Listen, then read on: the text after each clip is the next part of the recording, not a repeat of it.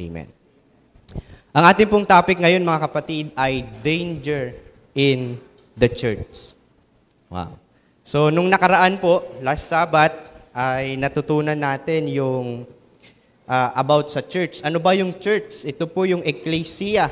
Sa Hebrew word, ito po ay edhal or kahal. Na ibig sabihin, mga kapatid, ito po ay yung mga tao na tinawagan ng Diyos from darkness to light. Ano ho, mga kapatid? Tandaan po natin, mga kapatid ko at mga kaibigan, kapag pinag-uusapan natin ang salitang church, ito po ay tumutukoy sa ating mga tao. Sapagkat sa Bible po, never po binanggit ang word na church para tukuyin ang building, mga kapatid. Ano ho? So, ngayon po, mga kapatid, nalaman natin nung nakaraan na yung purpose ng church, ano ba dapat nating gawin. At alam niyo po, nalaman din natin na tayong lahat ng mga hintil ay parte ng iglesia ng Diyos. Tayo yung tinatawag sa panahon natin ngayon na spiritual Israel. Ano, napakaganda, mga kapatid. Pero ngayon po, mga kapatid ko at mga kaibigan, nais ko po kayong dalhin sa topikong ito na patungkol sa danger in the church. Meron pong isang pamilya na nag-alaga po ng isang ahas. Sino po sa inyo ang mahilig sa mga exotic na mga animals na alagaan? So ito pong family na to, sila po ay nag-alaga ng isang ahas sa kanilang tahanan. Pinalaki nila ito, tinuring nila na talagang parte ng kanilang family. Inilagay nila sa isang napakagandang lagayan, sa aquarium. And then, ito pong ahas na ito, sa madalit sabi, lumaki po siya ng 12 feet long. Wow, gano'ng kalaki yun, 12 feet. Ako po ay, nung kinuha po yung height ko, nung nagpakuha po ako ng license, sabi po doon sa LTO ay 5'6". So 5 feet lang ako, mga kapatid. Pero yung ahas, 12 feet. Parang doble. Doble yung laki sa akin. Sabi ko, grabe ito ha. And then alam niyo po, isang gabi, habang mahimbing na natutulog ang pamilyang ito, yung ahas po na ito ay accidentally nakawala po sa kanya pong lagayan. And then ito pong ahas na ito, mga kapatid, sa hindi inaasahang pangyayari, nakapasok po siya doon sa kwarto ng baby ng mag-asawa na ito, at yung baby po ay nakain ng ahas. Mga kapatid ko at mga kaibigan, sometimes sa ating pong iglesia, meron po tayong danger na inaalagaan sa ating church na akala natin, mga kapatid, ay talagang makakatulong sa ating iglesia, pero hindi natin alam, ito po pala ay mas lalong nagbibigay kapahamakan sa ating iglesia. Ngayon, mga kapatid, ang tanong, what is the danger in the church? Sa inyo pong palagay, mga kapatid, kung kayo po ang aking tatanungin, sa tingin nyo, ano kaya yung danger na meron tayo sa ating iglesia ngayon? Probably, may magsasabi, Pastor, yung mga reform. Marami na nagre-reform ngayon, Pastor. Probably, mayroong magsasabi sa inyo, mga doktrina, Pastor. Marami na nagtuturo ng mga wrong doctrines ngayon. Probably, meron din magsasabi sa inyo na, Pastor, marami nang lumalabas sa iglesia. Mga kapatid, maaring tama ang ating iniisip na ito po ay isang danger sa ating iglesia. Pero gusto ko pong sabihin sa inyo na ito pong mga pangyayaring ito po ay mga bunga dahil sa mga hindi nakitang mga danger sa ating iglesia. Kumbaga ito po ay mga resulta na lamang.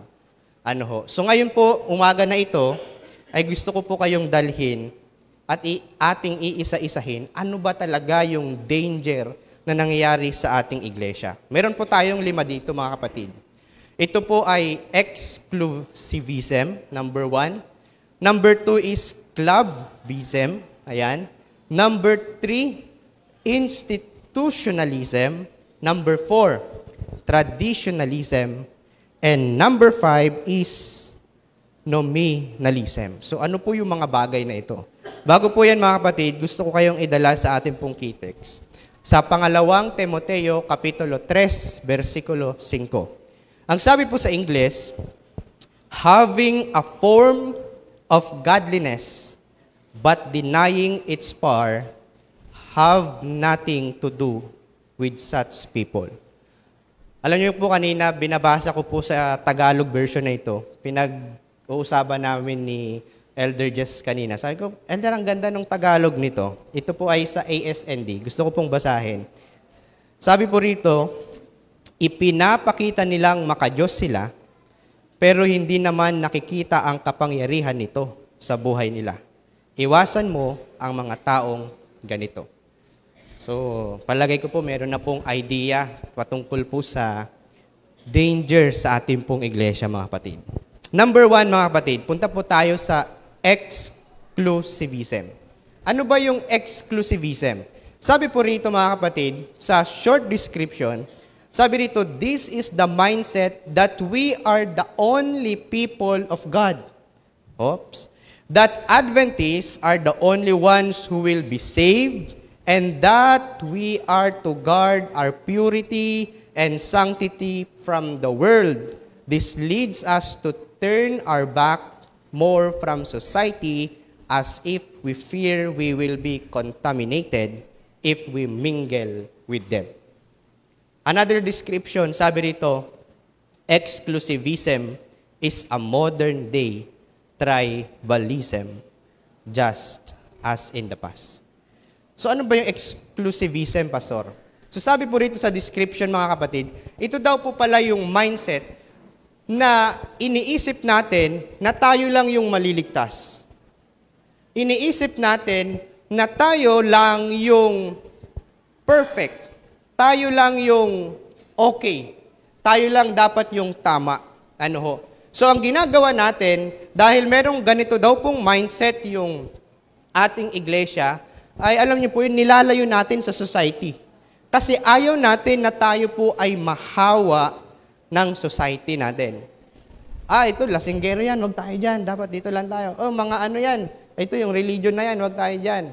Ito, kumakain nyo ng mga ganito, huwag tayo dyan sama, dito lang tayo, sama-sama lang tayo. So alam niyo po, ang nakakalungkot pa, kapag naging extremist po ito pong exclusivism, ang ginagawa nila, umaakyat sila doon sa bundok, nagtatago sa kuweba, gusto nila sila lang yung sama-sama dahil ayaw nilang mahawaan ng sanlibutan. So, sabi rito, it is the modern day tribalism. So, ano po yung tribalism? Alam niyo po ito, mga kapatid, na yung tribalism, di ba, nung unang panahon, usong-uso yung mga tribo-tribo, na kapag ikaw ay nakalampas sa boundary ng tribo, ay talagang merong digmaan na mangyayari, mga kapatid. Merong labanan na mangyayari. So ganito po, mga kapatid, yung modern day tribalism sa form ng religiosity, mga kapatid, ito po yung tinatawag natin na exclusivism. Ayan. So, hindi ko na po siguro masyado itong i-explain. Alam ko po ay nakuha natin. Pangalawa, clubism. Ako po ay, alam niyo po, mga kapatid, ang inyo pong lingkod, nagtututo po ako mag-tennis. Alam niyo po yung lawn tennis? Sino po yung naglalaro ng lawn tennis sa inyo, mga kapatid? So sa Pampanga, bago po ako nakalipat dito, tinuturuan kami. And then, pagdating po rito sa Parañaque, naghahanap ako ng mga tennis court. Marami pala, meron dito sa Port State, ayan. Pero nung nagtanong ako, ang dapat maglaro daw doon, ang mas priority ay yung kasama sa club. Yung member sa club. So pag hindi ka nagpa-register sa club nila, ay hindi ka prioridad at kung kahit naglalaro ka, papaalisin ka, dapat ang prioridad nila ay yung mga membro sa club. Mga kapatid? So yung clubism, mga kapatid, ito, ang sabi rito, is the church becoming feel good or a clique community or a club that makes members enjoys themselves and their friends. Ibig sabihin, pag sinabi natin clubism, mga kapatid, yung friendship ay dapat nandun lang sa club. Yung mga benefits, nandito lang dapat sa club na ito, nandito lang sa ating church. And then ang sabi po rito, they make programs for themselves to be inspired and enjoy and relax from the very hectic and busy week. They do not deny the need to evangelize, but they act like as it is only one of the activities of the club, like a civil society that does outreach from time to time. Wow. So, nag-evangelize nga sila, pero yung evangelism na ginagawa, yung program na ginagawa, ay para sa kanila, isang activities lang ito ng club. Ito ay para gawin lang ng isang club, mga kapatid. So dito makikita natin, mga kapatid, yung tinatawag nating clubism, yung, alam niyo, kayo lang yung magsasama-sama. And then, kapag merong bagong pasok, ay parang hindi natin masyadong pinapansin, hinayaan natin sila. At dapat maging, kung may bagong pasok, dapat papatunayan nila yung sarili nila na dapat belong sila sa club. Alam niyo po, mga kapatid, hindi ko na sasabihin kung saang lugar ito. Meron akong experience at marami akong experience. Sinadya ko po na takpan yung kanyang muka kasi hindi ako nakakuha ng authority sa kanya, mga kapatid. Ay tatago na lang natin siya sa alias Maria. Pero hindi po yan yung pangalan niya, mga kapatid. Alam niyo po, si alias Maria, nabinyagan siya ng taong 2015. That was July 2015. And then, umalis siya sa church September 2015. 2 months, umalis siya sa church. Dumating po ako sa lugar na yon. That was 2021 pandemic. At ang isang goal ko po ay i-reclaim yung mga dating mga nabinyagan sa lugar na yon. Yung lugar po na yun, mga kapatid, ay wala pang Adventist church.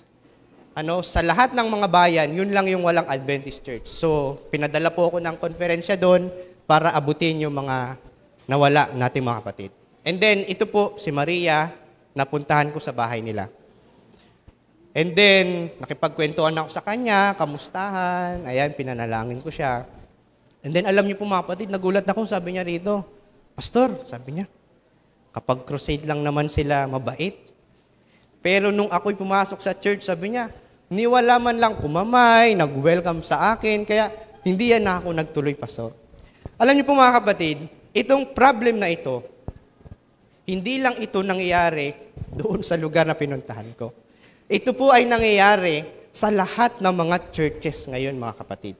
Pero alam niyo po, nagpapasalamat ako sa Panginoon kasi dito sa PCC, nung dumating ako kahit di pa ako masyadong kilala, ay talagang welcome. At kapag may mga bisita ay talagang wine-welcome. At talagang purihin natin ang Panginoon at ang PCC Church ay hindi po masyadong ganito, mga kapatid. Kumbaga, mga kapatid ko at mga kaibigan, makikita po natin yung danger sa church, hindi yung maraming lumalabas sa ating iglesia. Yung danger sa church, hindi yung maraming umaalis sa iglesia. Ang danger sa church, mga kapatid, minsan, yung tinatawag natin na clubism. Yung kayo lang nagsasama-sama. Kung sino lang yung kilala mo, yun lang yung grupo mo, yun lang yung kasama mo. Pero pag may bagong pasok, may bagong dating, may bisita, ni kahit kamayan lang, nakatabi mo na, hindi mo man lang kausapin o hindi mo lang batiin ng Happy Sabbath, hindi mo lang hawakan yung kanyang kamay, mga kapatid ko at mga kaibigan. Pangatlo po, mga kapatid, yung tinatawag natin na institutionalism. Ito rin po, nagiging problema po ito ng ating church. Ano itong institutionalism? Ang sabi po rito, mga kapatid, institutionalism, it is seeing the church primarily as an institution with its organizational structure and position of authority. Ayan. And depending on it for your spiritual life. Wow. Pag sinabi nating institutionalism, ito po yung mga mindset, mga kapatid. Alam niyo po yung may mga, paano ba yung pronunciation ito? Hierarchy o hierarchy, mga kapatid. Mayroong mga matataas, may mga mabababa. At para malaman na ikaw ay mataas ang inyong spiritualism o yung spiritual life, ay dapat mapunta ka sa taas. Wow. Marami pong ganitong mindset, mga kapatid, na nakakalungkot lang, minsan ay hindi ito nawawala sa iglesia at kahit saang iglesia. na kapag ikaw ay na-elect na elder, ikaw ay naging deacons, ay mataas na ang espiritualidad mo na pamumuhay. Hindi po ganun mga kapatid. Ang pagiging elder, pagiging deacons, ito po ay calling sa atin ng ating Panginoon. Pero hindi ibig sabihin na mataas na ang iyong espiritual na pamumuhay. Ganun din po sa pastor, mga kapatid. Lahat tayo ay pantay-pantay lang sa mata ng Diyos. Walang mataas, walang mababa, mga kapatid. Ang pagiging pastor namin ay calling ito sa amin ng Panginoon para pangalagaan ang kanyang mga tupa. Pero hindi ibig sabihin na ang aming espiritualidad na pamumuhay ay mas mataas na sa espiritualidad na pamumuhay ninyo. What is spiritual life, mga kapatid? Spirituality, ito po ay ang relationship natin sa ating Panginoon, mga kapatid. Ito ay relasyon sa Panginoon. So ito po ay nakadepende sa connection natin sa Panginoon. Hindi ito nakadepende kung sino man yung mataas, sino man yung nasa konferensya, naging area chairman, naging, alam niyo po yung mga kapatid, yung sinasabi ko po mga kapatid ko at mga kaibigan. Ito pong mindset na ito ay isang danger din po sa church natin. Why? Bakit ito nagiging danger, mga kapatid? Sabi dito, institutionalism is being content with being part of this institution. So, parte na ako ng institution, okay na ako. Wala na akong gagawin. Ligtas na ako. Parte na ako ng institution, malalim na yung spiritualidad ko, malalim na yung relasyon ko sa Panginoon. Yan po yung mga mindset ng institutionalism. And then ang sabi dito, being part of this institution and feeling secure with it. Just being a Seventh-day Adventist and being part of its organization is seen as enough. Okay na ako, Pastor. Adventist na ako. Ligtas na ako, Pastor. Sir, Adventist na ako. Nakilala ko na si Jesus. Okay na ako, Pastor. Mga kapatid ko at mga kaibigan, ito po minsan yung nagiging main problem sa ating church. Kaya, mapapansin po natin, dumarating tayo sa time na parang tatabangan na tayo yung paulit-ulit na ginagawa dahil ang growth po sa spirituality, mga kapatid, ay hindi nakabase sa ganito pong mindset. Ang goal po sa spirituality ay nakabase po sa connection natin kay Kristo. Ang sabi po sa John chapter 15, mga kapatid, kapag tayo ay hiwalay kay Christ, ano po? Ano pong sabi sa John chapter 15? Kapag tayo ay hiwalay kay Kristo, tayo po, mga kapatid, ay parang sanga na tuyo. Tandaan natin, ang sanga na hiwalay sa puno, hindi ito lalago. Ang sanga na hiwalay sa puno, hindi magbubunga. Ang sanga na hiwalay sa puno, mga kapatid, tandaan natin, hindi ito lalaki. Ganon din po sa ating spiritual na pamumuhay. Ang tao na hiwalay kay Kristo, hindi lalago. Ang tao na hiwalay kay Kristo, hindi mamumunga. Ang tao na hiwalay kay Kristo, walang pagbabago. Mga kapatid ko at mga kaibigan, minsan inisip natin yung mga lumabas ang problema. Minsan nakala natin ang problema talaga yung, alam niyo po yun, yung may mga maling katuruan. Pero ang talagang problema, mga kapatid, ay ito po, institutionalism, clubism, and exclusivism. Ngayon po, pang-apat, ito po ay kadalasan siguro aware po kayo sa ganito pong nangyayari sa ating iglesia. Traditionalism. What is traditionalism, mga kapatid? Sabi rito, traditionalism is observing and following things without really understanding the meaning of those things. Alam niyo po, meron pong isang kwento. Alam ko po, familiar na ang karamihan dito, yung roasted lamb leg. Sa ibang bansa po kasi, sa US, kapag meron silang mga special event, nabasa ko po ito sa Google, na naghahain daw po sila ng roasted lamb leg bilang pinaka-espesyal na handa. So ngayon po, isang araw, habang nagpe-prepare daw po yung misis ni Juan, alam niyo po, nakita daw po ni Juan yung misis niya, hinati niya at tinanggal niya yung ending part, yung sa unahan nung lamb leg. And then nagtanong siya, sabi niya, bakit mo kinat yung unahan? And then, ang sabi po nung asawa niya, darling, hindi ko alam. Kasi nakita ko lang ito sa mama ko. So, talagang curious po yung itong lalaki na ito. Tinanong niya yung mother. Sabi naman nung mother, hindi ko alam. Nakita ko lang yan sa mama ko. So, in short, sa lola, pinunta niya yung lola. Ganon din yung sagot ng lola. Luckily mga kapatid, buhay pa yung pinakalola nila. Pinuntahan ngayon ng lalaki. Sabi niya, bakit po ninyo kinakat yung pinaka-end part ng lamb leg bago nyo nilalagay sa oven? Sabi ng lola, kasi nung unang panahon, yung oven namin maliit lang. Hindi kasya. So, hinahati namin. So, ganun pala, sabi niya. Yung oven nila malaki na, hinahati pa rin. So, alam niyo po mga kapatid, yung ibig sabihin ko. Ibig sabihin ko po mga kapatid, pag sinabi nating traditional mindset, ito yung mga tao na sumusunod lang sa flow, sa mga ginagawa, without knowing the meaning, the real meaning, bakit nila ginagawa yung mga bagay na yon. At alam niyo po, ako po ay naging parte rin ng ganito pong kultura at mindset. Sapagkat, di ba, tayo pong mga born Adventist, pag tayo mga bata, sige, sama lang tayo sa church, bawal magkulit sa church, umupo ka sa harapan, bawal ka magingay. So kapag tinatanong ako ng mga kalaro ko, bakit Sabado yung simba mo?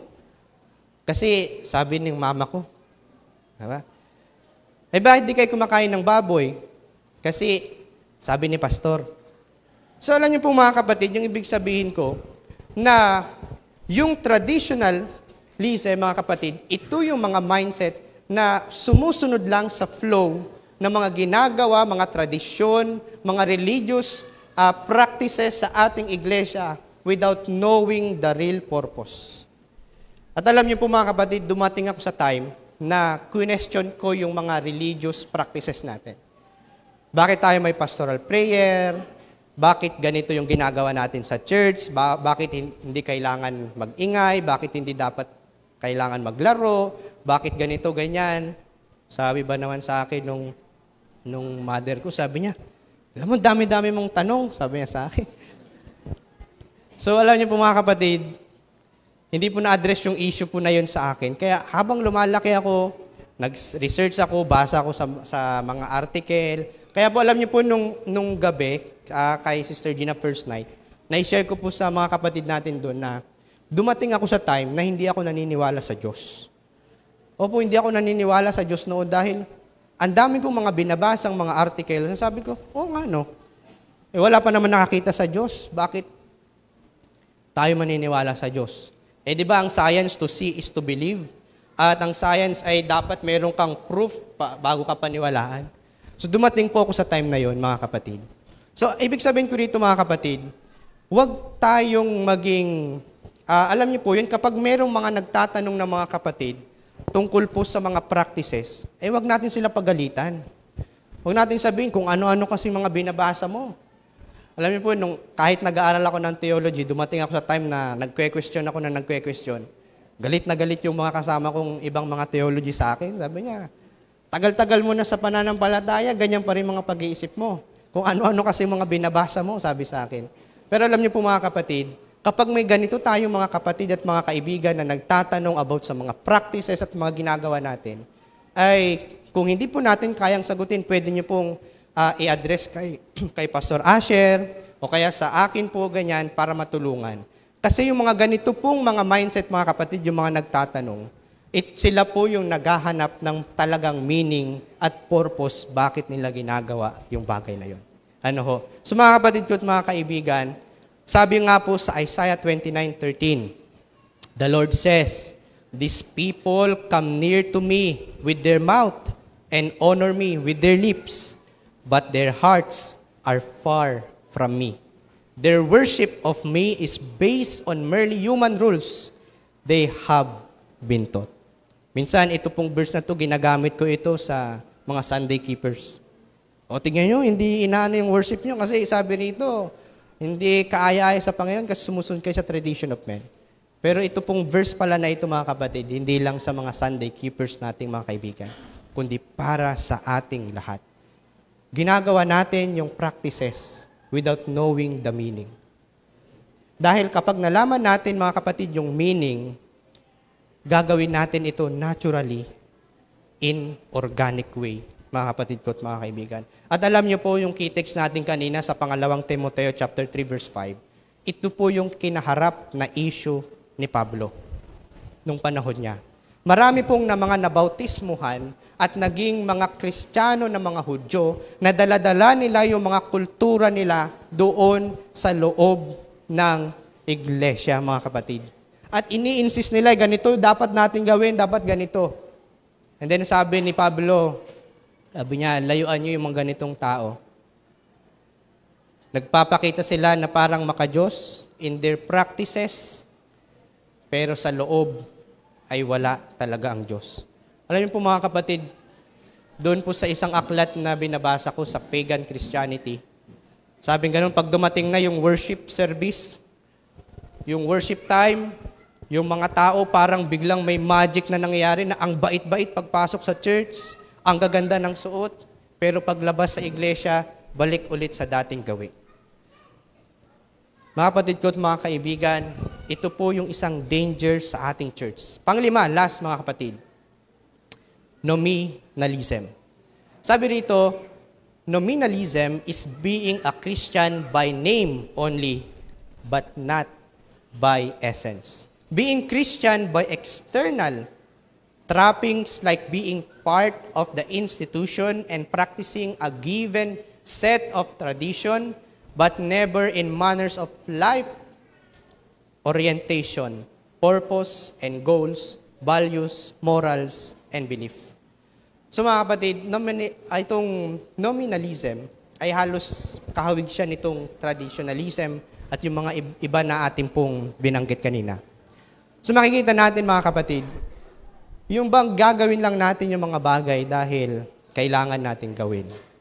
Tinatawag tayong Adventist dahil lang nabinyagan tayo ng Adventist. Tinatawag tayong Kristiyano dahil tinanggap natin at sinusunod natin si Kristo, kunwari, pero reality, hindi naman. Kumbaga, yung purpose, yung goal, wala. Pero yung name lang ang nandoon. Alam niyo po mga kapatid, ito po ay malaking issue na panahon pa lang ni Pablo. Ito po ay ina-address na ni Pablo noon pa lang sa time niya. At hanggang sa panahon natin ngayon, ito pong mga mindset na ito ay hindi pa rin nawawala.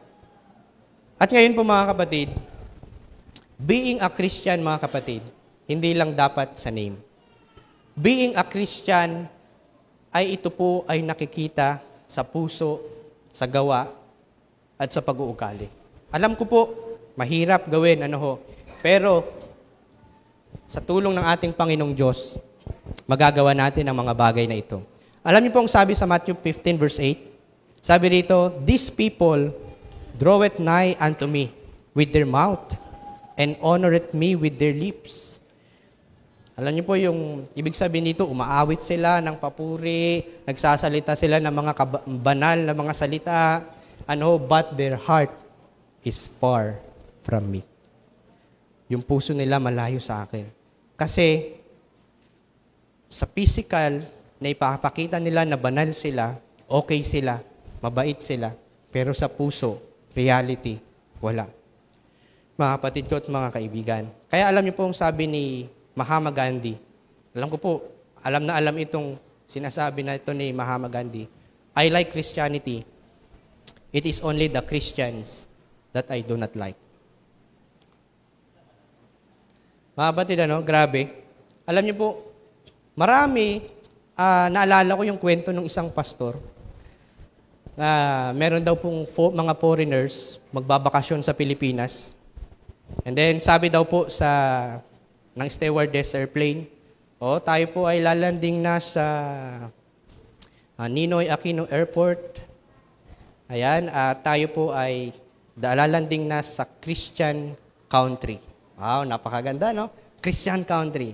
And then, nung sumunod mga kapatid, sabi, I-keep nyo po ng maayos ang inyong mga gamit dahil marami po ang mandurukot. Wow! Grabe mga kapatid, ano? Sabi ngayon, Christian country, pero ang daming mandurukot. Sa Thailand, sabi po nung mga nag-ano sa akin, mga testimony ng mga kapatid natin na nasa Thailand. Sabi niya, Pastor, alam mo sa Thailand, kahit maiwanan mo yung wallet mo sa pinag-upuan mo, pagbalik mo nandun pa rin. Hindi po yun sila Kristiyano, mga kapatid. Pero sa Philippines, ang daming mga sekta ng pagiging Kristyanismo. Pero, ang dami ding mandurukot. Mga kapatid ko at mga kaibigan, siguro yung ilan sa atin masasaktan sa message na ito. Pero alam niyo po, ito po yung reality. Reality po ito sa ating iglesia at ito po yung nagiging pinaka-danger talaga sa ating church, mga kapatid ko at mga kaibigan. So ngayon po, ito po yung pinakamaganda. How to overcome these dangers in church life. Nalaman natin yung mga danger. Ngayon naman, paano natin ma-overcome ito? Meron lang po 5 dito mga kapatid. Number 1, see Christianity as primarily a dynamic relationship with Jesus, not just being a part of a membership list. Mga kapatid ko. Tingnan natin yung pagiging Kristiyano natin, pagiging Adventist natin, hindi lang sa pangalan, kundi tingnan natin ito bilang isang relasyon sa ating Panginoon. Tuwing tanghali po, meron kaming Bible study rito. At isa po sa unang topic namin na pinopropose ko sa mga kapatid natin ay about religion. Nagkakaroon po kami ng overview about religion, bakit kailangan pumasok sa isang relihiyon. At alam niyo po, natutunan namin na ang relihiyon pala, hindi siya makakapagligtas. Hindi siya makakatulong sa ating kaligtasan, pero ang relihiyon ang siyang mag-guide sa atin patungo dapat kay Kristo. Because Christianity, mga kapatid, from the word itself, ito po ay follower of Christ, tagasunod ni Kristo. So ang Kristyanismo ay dapat tinutulungan tayo na mas mapalapit at maging tagasunod ng ating Panginoon. Pangalawa, understand the meaning of the things you are believing and following. So kailangan natin mga kapatid alamin, bakit natin ginagawa ito? Bakit tayo may sermon tuwing Sabado?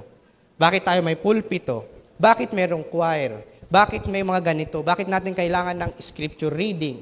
Bakit ganito yung mga practices natin? Kumbaga mga kapatid, kapag nalaman natin ang pinaka-purpose at meaning, doon natin mas maisa sa puso at maisa sa buhay. Ganito pala yun. So, pangatlo, do not just be content in attending church, apply and live out what is being shared in our daily life.